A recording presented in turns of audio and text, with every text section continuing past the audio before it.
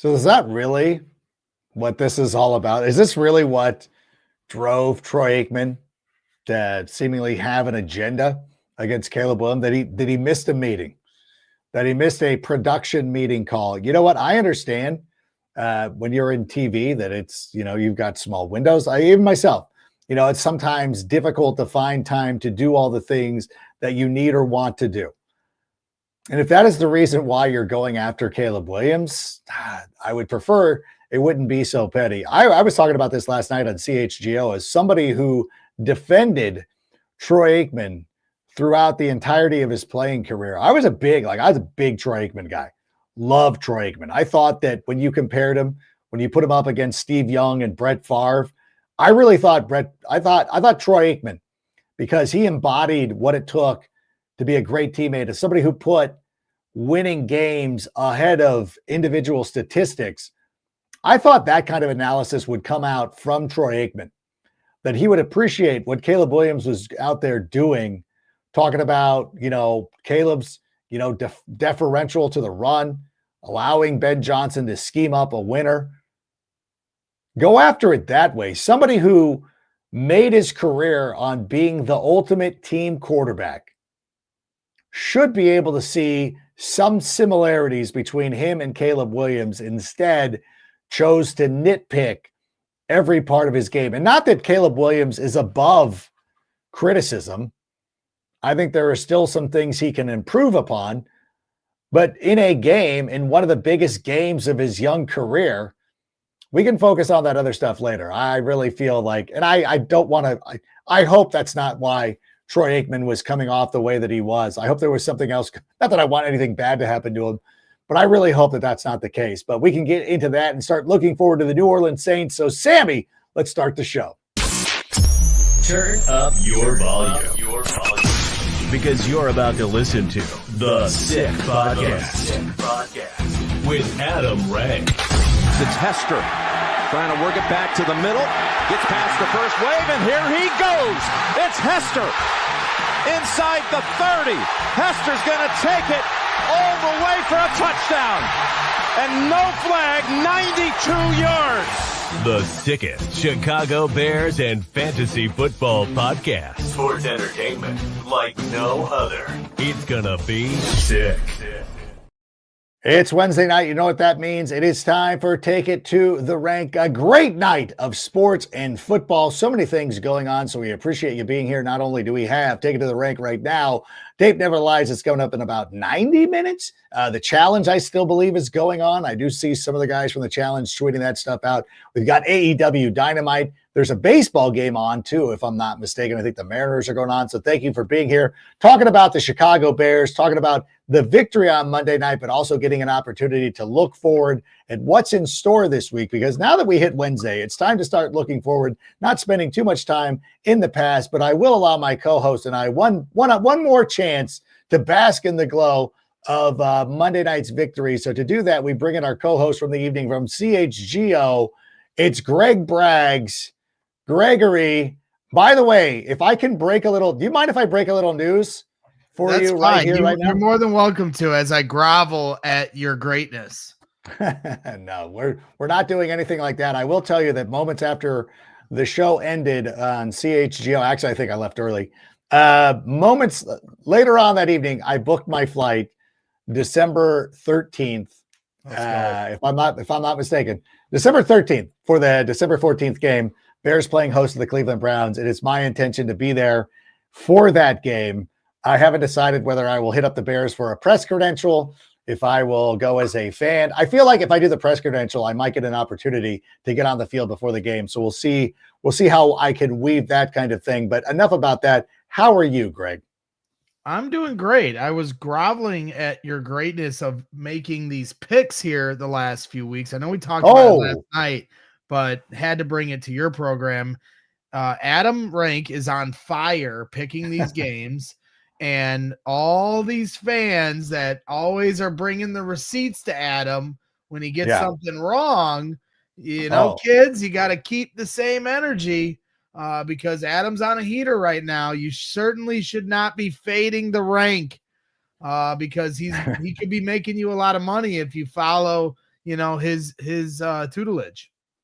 It's funny because I expected that the Commander fans were going to come in here and be deferential and start washing my feet after my prediction, and they went the other way. They became more upset, which I guess it shouldn't surprise me. But over Monday night, I was on the Bears, I was on the Falcons. The Charger fans kept coming up and they're like, "Hey, you missed this one," and I said, "Well, I missed it, but I also won it from a certain point of view." So you know what? We're trying to do what we can. I will tell you, I can't tell Sammy and Anello, our producers. They're ardent Titans fans. I picked the Patriots to win 59-0 this week. So if the show cuts off at some point, it's because they found that prediction and are offended. But there's not really like great fade opportunities this week. Nothing that really stands out. But my picks will be coming out over the next couple of days. So be sure that you keep an eye out for it. But before we get going, I do want to talk. Actually, there is. What's funny is there is a great fade the public opportunity we'll talk about here in a little bit. But I did want to go back to what we were saying about Caleb and Troy Aikman, because there's been some new information that's come out. So I feel like it's important to address before we get going. But Caleb talked about Troy Aikman's comments, and if we have that sound, Sammy, if we could roll that. It's fun. Fun trolls. I was messing around. Yeah, DeAndre made a great play. And obviously he had some stuff to say about us or me. We came out victorious in the end. So made a little fun moment of it, and that was about it. Yeah, I could care less. It's kind of how I think I've said multiple times over my time being here. Fair, not. Life isn't fair. People are going to say what they have to say. We win, we lose. People have stuff to say. It was lucky, it was not lucky. People have stuff to say. Have a bad game, have a good game. People have stuff to say. So it doesn't matter. We're only worried about what's going on here within this building and with these guys. So that's all I can say about that. And I really love what Caleb is saying right there. Before I get your comments on that, though, Sammy, if we could play, because I want to put them back to back. Ben Johnson also talked about this. Now, when he was with Jeff Joniak, he did let on, like, I heard it. My kids were watching the game. He had a different tone when he met with reporters later. Sammy, can we roll that too as well, please? You said somewhere today that you caught a little bit of the TV copy of the second half. Did the tone of coming from the color analyst there surprise you? Maybe I just had it on mute. It sounded like you heard some of what they said. No. Listen, you want respect in this league, you got to go earn it. And so that's where we're at right now. We need to go earn that respect from not only the rest of the teams in the NFL, but everybody. So that's where we are. So I do like the change there, but ultimately Caleb Williams and Ben Johnson, to me, and I would love to get your take on this, Greg, feels like they're simpatico, like they're aligned with what they're saying. They let Troy Aikman know that they heard him, but then immediately took the high road, which I think is the tack to take here. Yeah, absolutely.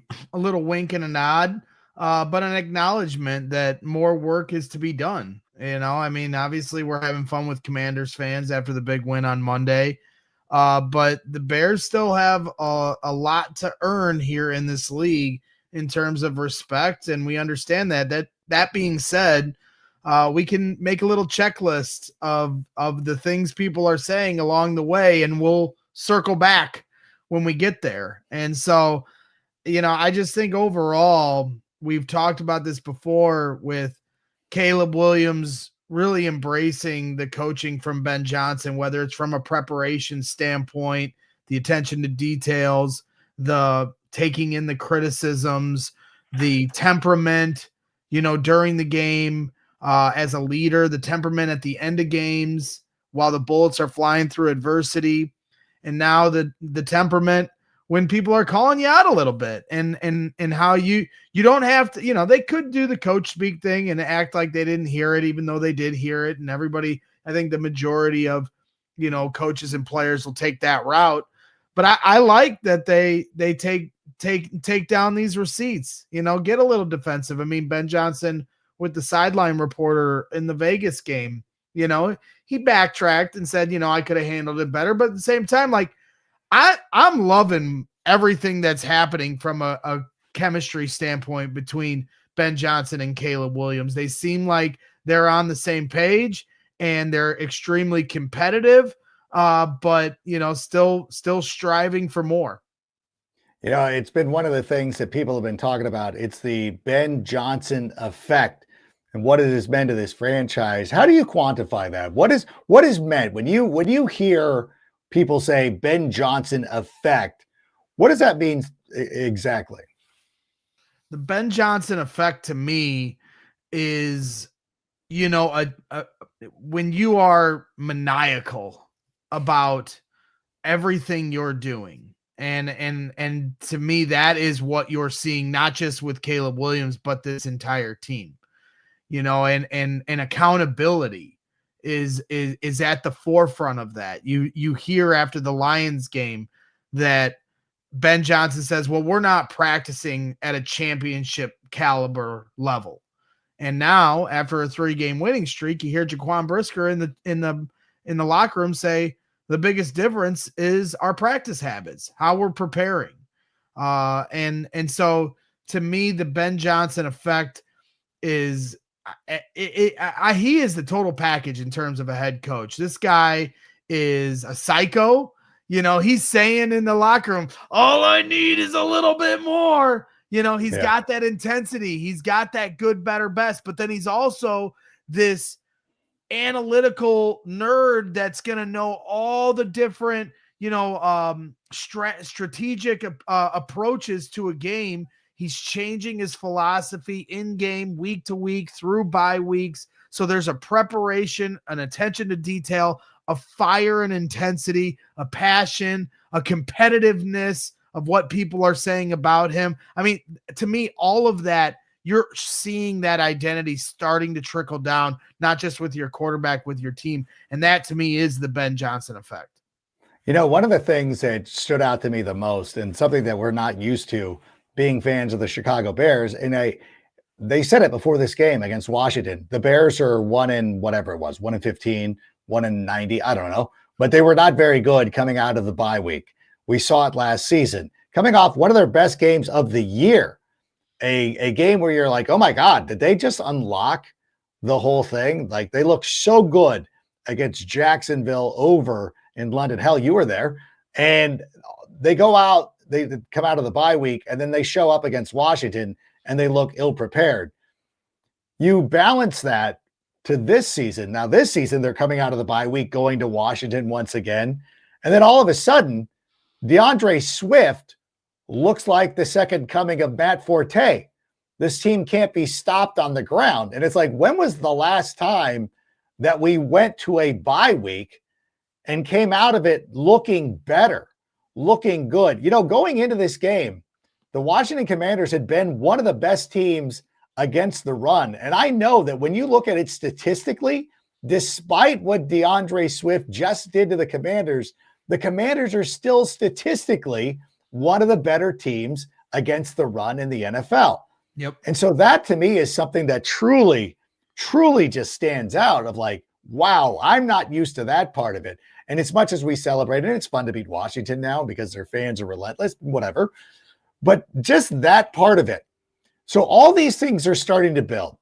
And you mentioned it a moment ago. Can I get a little bit more?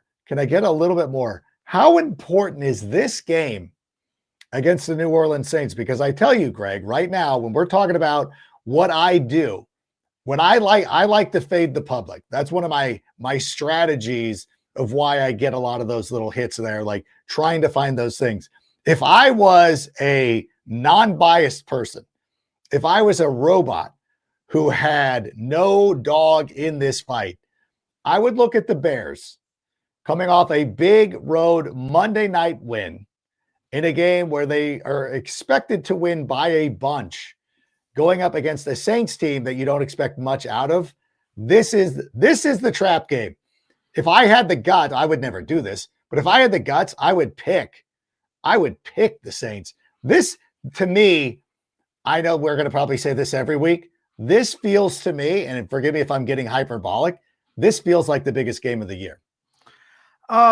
It's a must win, just like week 1 was a must win for the Bears. That part I think I can go along with you with. Biggest game, I think Monday night's game was the biggest game of the year because of the symbolism that game represented, not just to get over 500 here for this season, but everything that, we all understand happened last year and what it means for where Caleb is from a year ago to now, where the Bears team is a year ago from now, who Ben Johnson is to this team now from the Eberflus days. We all understood everything that was on the line in a really tough road primetime game. That was their first that was Caleb Williams' first signature win of his career.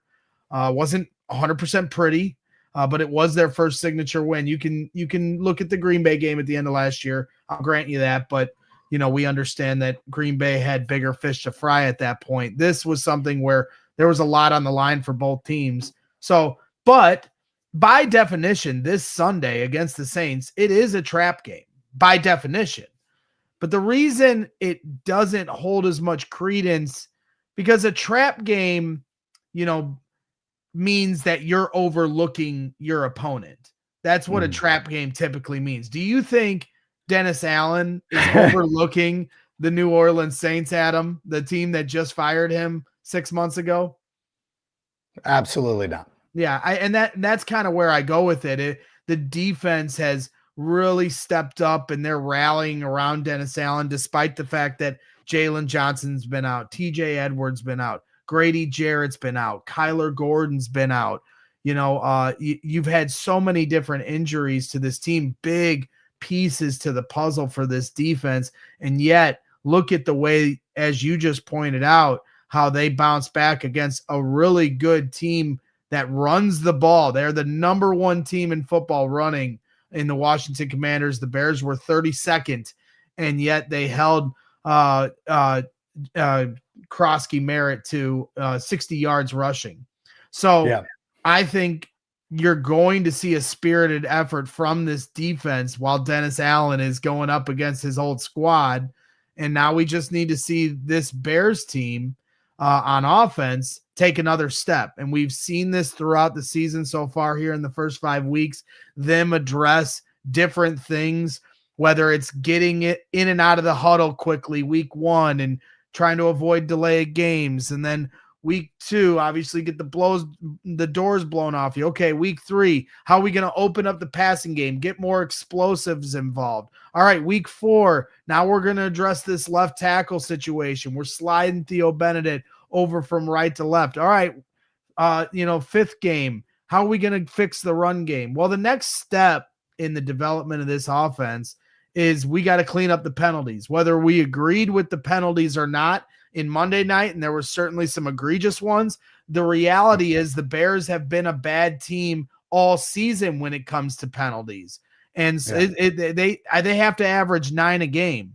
And so there has to be improvement from this offense from a penalty standpoint coming up here on Sunday. They got to start playing a cleaner brand of football and stop shooting themselves in the foot. You can't depend on the refs to help you out. We learned that on Monday, and they were able to find a way through by the skin of their teeth. But you can't bank on that forever. You also can't bank on your defense getting 3 turnovers a game. So the Bears got to put it all together here on Sunday. The Saints are certainly a sneaky matchup. Their record and their roster may not indicate that they're going to be a team that puts up a fight on Sunday. And as much as we have, the revenge factor for Dennis Allen, against the Saints, you also have the Spencer Rattler and Caleb Williams dynamic. And Caleb Williams once took Spencer Rattler's job.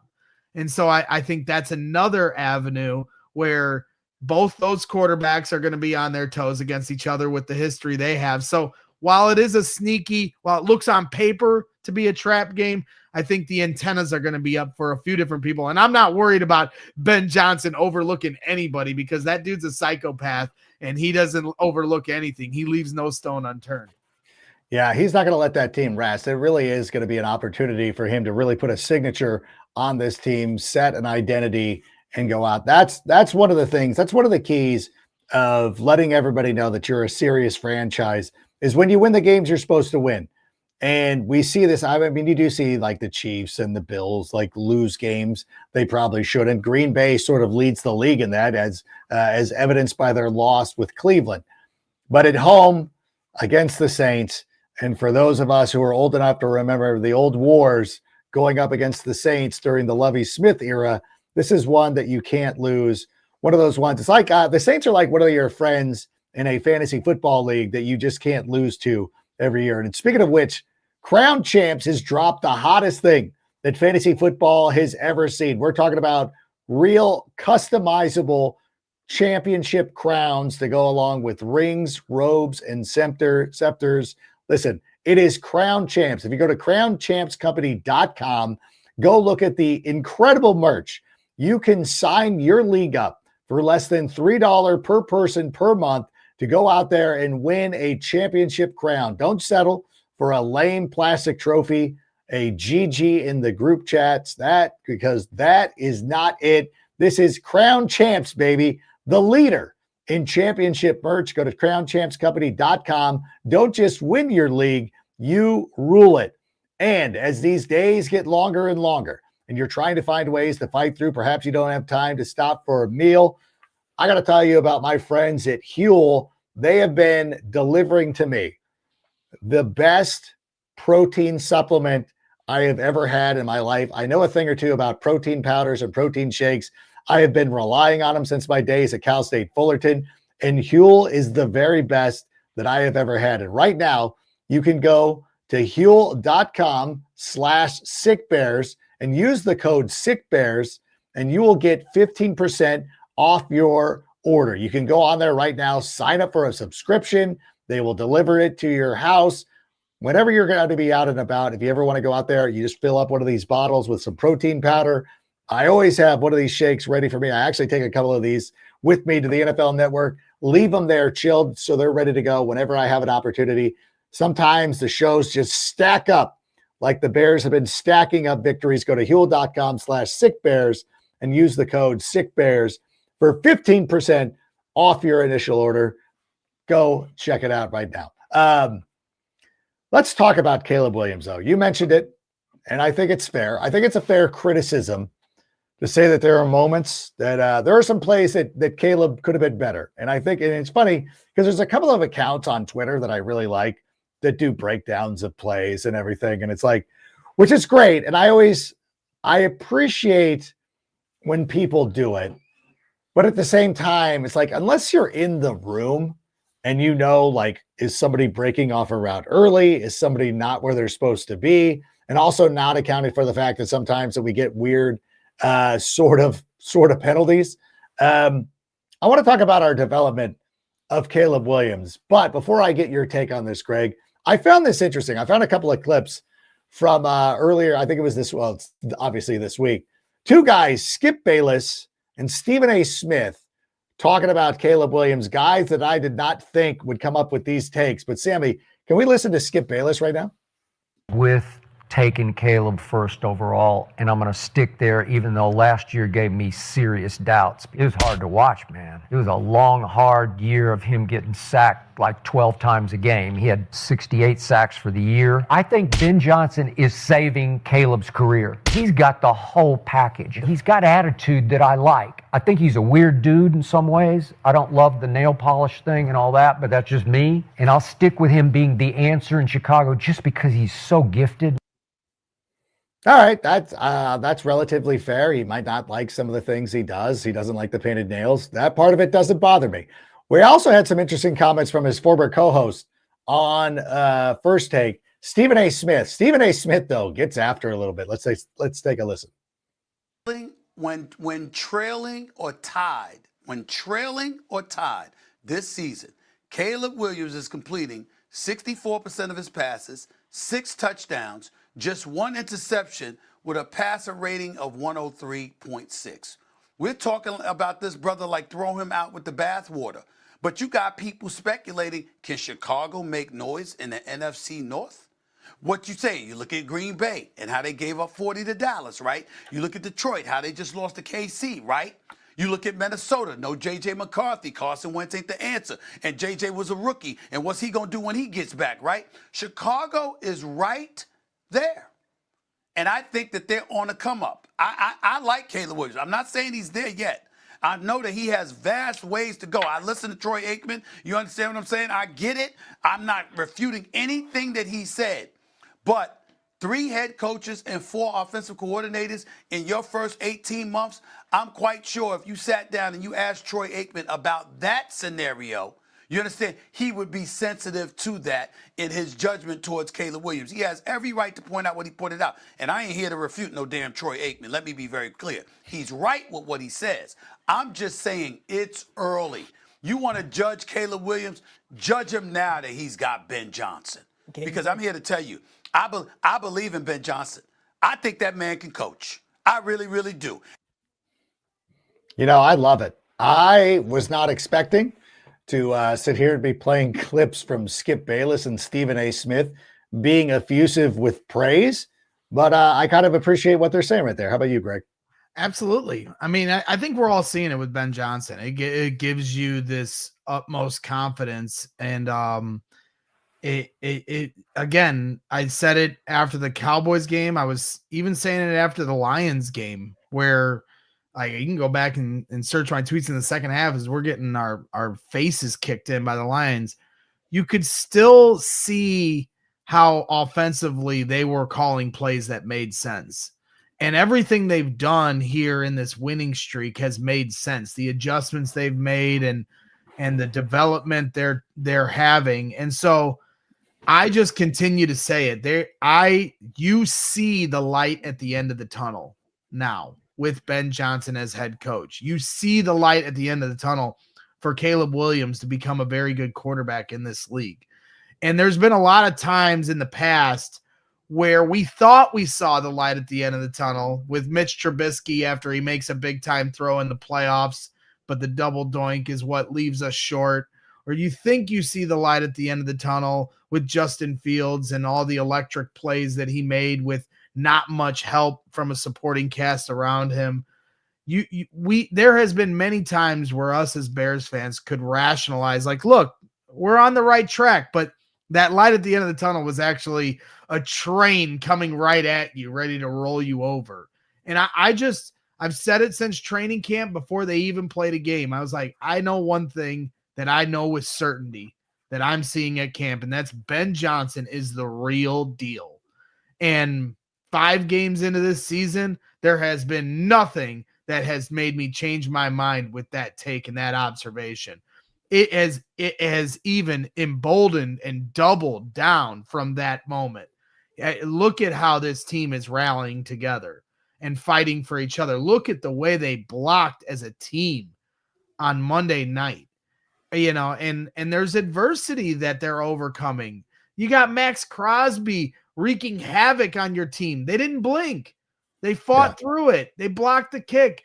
You got the refs trying to completely steal a game from you on Monday. They didn't blink. They fought through it. And so I just continue to see positive signs and the light at the end of the tunnel. The question continues to be how long is this tunnel? Well, the more they keep chipping off wins through this development, the tunnel gets shorter and shorter. So they got to win on Sunday to continue this trend, but I know that we are on the right track. When you hear things about, I think one of the criticisms from even people who are fans of the Chicago Bears, Caleb is missing too many throws. When you go back and watch these games and you start looking at it critically, do you feel like he leaves too many throws out there on the table? Yeah, absolutely. I think he said it to the media today. There's times where the accuracy isn't on point. That's the other encouraging part of this. You see the numbers that he put up, against Washington. He had 2 touchdowns. I think he was 22 of 37 or something like that. But there were so many throws that he left on the cutting room floor. And so Yeah. that's the other part of this, why it's so encouraging. Olamide Zaccheaus drops one coming across the middle, he'd still be running. That was a great throw. It just didn't work. At one point, Caleb scrambled to the left, looked like he was going to take some,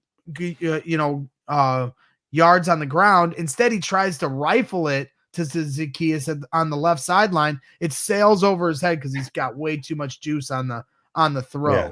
He had the little dump off over the top to DeAndre Swift. One fell at his feet, another was missed. So there's a lot of different reads and throws that he's still got to clean up. But through all that, I mean, again, he had 2 touchdowns, 1 rushing, one throwing. He also had 1 touchdown taken away from him. The Roma Dunze throw was an absolute dime ball in a big moment. You go back to the Vegas game, he had some big throws in there as well. So I definitely think that there is so much more improvement to be made, but that's kind of my point of why his floor, Caleb Williams' floor with Ben Johnson as his coach is so high that his floor to me would be one of the best, if not the best quarterback we've ever had. And his ceiling is, if he's able to meet the standard of what Ben Johnson is as a play caller, an offensive mind, if Caleb Williams can meet that standard as a quarterback, I mean, just look out. Honestly, Bears fans, you should be excited about the potential of that. Yeah, I guess the one thing that becomes like so disheartening is that you see somebody like Josh Allen, who in a huge win over the Falcons this week, threw for 500 yards, had 5 touchdowns, didn't miss a throw, are you ever going to stop me? None of this is accurate. None of this is correct. I'm making that. No, Josh Allen went out. Like, this is the thing that people don't understand. Like, I agree. There were throws that he missed. There was stuff that he could do better. We talked about the analogy with the not the Zaccheaus drop, but the one where he rifled it in. And I used this analogy yesterday on CHGO, but it's kind of like when you're playing golf and you've got an opportunity, you're like, well, instead of doing a bump and run, I'm going to try to flop this 60-degree thing right next to the pin. Next thing you know, you sculled it across the green. It's in a sand trap somewhere. And then you're like, well, next time I'm going to learn and I'm just going to run it up there and take what's given to me instead of trying to make the hero shot, go out there and make the good play. And I think that's what Caleb is learning to do right now. When you look at the stuff that he was doing last season compared to what he does now, by and large, he takes good high percentage throws and makes it work. I know that there's a guy, when I do the Jim Rome show, there's this Vikings fan that started labeling Caleb Williams as some sort of check down artist. And I'm like, you guys, you're never going to satisfy everybody. People are always going to find a way to try to come after you, try to pick you apart, try to do anything like that. And it's just, this is the way it's going to be. But when you look at the decisions Caleb has been making over the last 5 games, especially with the rarely takes egregious sacks. Those plays happen. Like, I see it, but it's not like every play. It's not like every drive. They're not really killing themselves on drives. Now, they've missed a couple of times when penalties have gotten the best of them. Maybe they've made a poor decision. Even Ben Johnson could be questioned for one of his plays. What is a 4th down play where instead, we're not running it here. We're trying to throw it. Like, what is going on? So these are parts of the process, parts of the puzzle. Ben Johnson doesn't know what to fix until he sees it. So if he goes out there, he's going to be better prepared the next time. All these little misses in game give this team information to say, hey, don't make this mistake again the next time that you are out there. You learn that as a broadcaster or anything, like, hey, if I ever find myself in this type of situation again, I know to act this way. Yep. And it comes from experience. And there is no substitute for experience. No. And we're getting at the only difference is the Bears are winning these games as they're learning. That to me. Yeah. That's the caveat, and that's what you want, right? And then that's trying to have your cake and eat it too. But yes, there is a development process that has to take place. And sometimes through that learning process, you're going to lose games like you did against the Vikings to start the year. And yet these last 3 games, they've been fortunate, especially in the last 2, to be able to make mistakes and learn through those through wins. Because let's be real, in the Raiders game, Caleb Williams threw across his body. It should have been an interception, potentially a pick 6, and had the Raiders defensive back held on to that was ball game. If he makes that catch, he didn't. That's football, but the reality is that could have been a pick 6 where we're not talking about a game-winning blocked field goal to end it. In this game against the Commanders, he missed a 2-point conversion to tie it. Kyle Monungai flies open in the flat. He just doesn't see it, tries to scramble out. That was a bad play. He also had a couple plays where they should have been interceptions. So you see that in every game for every team, so we don't count shoulda, woulda, coulda interceptions. But when you're evaluating the quarterback and what he needs to clean up, you're not going to take for granted that every DB is going to drop those balls, because at one point Caleb did almost throw an interception on the goal line. Had he, then maybe we're not talking about a miracle win at the end of the game. And that's the game of inches that is football. That's what Herm Edwards said famously 10, 15 years ago, that a 5-win team and a 10-win team is decided by about 5 or 6 plays. And that's just how it goes. But at the same time, you can look at those things, acknowledge them, and say, what do I need to do better? Or as Ben Johnson says, all right, those are in the bank, and now we'll be prepared when we go forward. And I think the most encouraging thing, and when you listen to Ben Johnson, who comes off as someone that's very honest with where they're at as a team or anybody individually that's a player underneath him, he has said that Caleb Williams doesn't make the same mistakes twice. And I think if Caleb Williams was making the same mistakes twice, that Ben Johnson wouldn't have a problem saying that he needs to stop making the same mistakes twice. Instead, he's saying that he's not. And that to me is a big step from last year to this year. And so I'm excited for Sunday. I'm excited for every Sunday the rest of the year. Yeah. I mean, we were dreading Sundays last year, through that 10-game losing streak. And I'm just excited every week to get to game day. It's funny too, because during Matt Eberflus's reign, the Bears were 6-20 in 1-score games. The Bears are 2-1 this season in 1-score games. The one loss, of course, happening in week 1 against the Minnesota Vikings, a game that got away from them, that they should have won. I'm not sitting here gloating about anything and saying like, well, at least this happened. Like, nope, that was a loss, which should have been a 1. That stuff can't happen, but it hasn't happened since. And the Bears went out there and made the most of it. And I will also throw a little caveat out for all the Commander fans who think that Jaden Daniels played better than Caleb on Monday night. You know what? Back when Justin Fields was our quarterback and we were losing games, we used to be like, well, win or lose, it doesn't matter as long as Justin went out there and did something cool. That's where you guys are at right now. Your NFC Championship game run is a little thing in the past, which, by the way, all the metrics that Commander fans have been throwing out, the 2 metrics they don't throw out are turnovers and wins and losses, which you guys lost because your guy committed the turnovers, especially in the most unopportune spots. By the way, we got a game this Sunday. Very excited to be going up against the New Orleans Saints once again. If you are not going to the game, but still want to watch the game with a bunch of Chicago Bear fans, might I recommend Twisted Shamrock, the place to be on game day if you are a true fan of Chicago sports. We're talking about Bears, Bulls, Cubs, White Sox, Blackhawks, Sky, or Fire. Twisted Shamrock is the place to be on game day. Giant monster screens in their private party room, over the main bar, and of course outside in their immaculate patio area.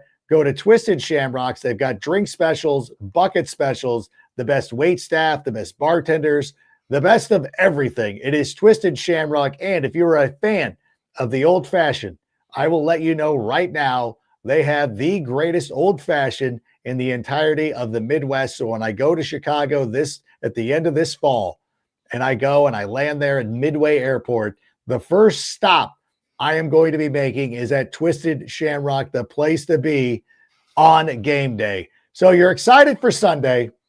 Let's get a prediction. What are you thinking? Where's your head at? What happens to the Bears on Sunday afternoon? Well, typically I'll try to save my prediction for the end of the week, when we put our predictions out on CHGO Bears. I think it's pretty Oh obvious. my God. I think, I mean, come on, you gotta, yeah, I'm a company man, Adam.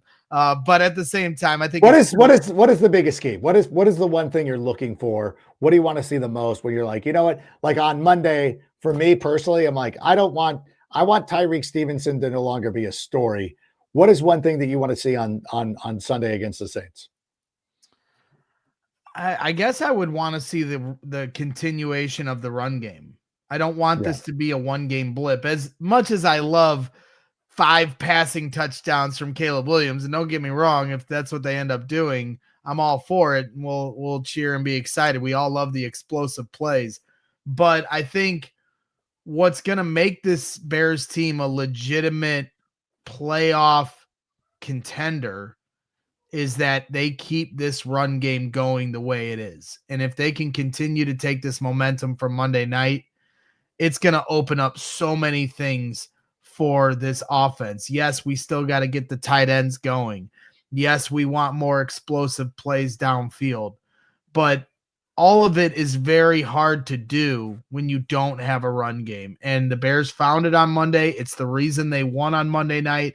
And it will be the reason they continue to win games going forward if they can continue that momentum. And if they do, that means that they have found their configuration on the offensive line. That means the continuity can start building here now with 2 straight weeks of the same unit all going together as one.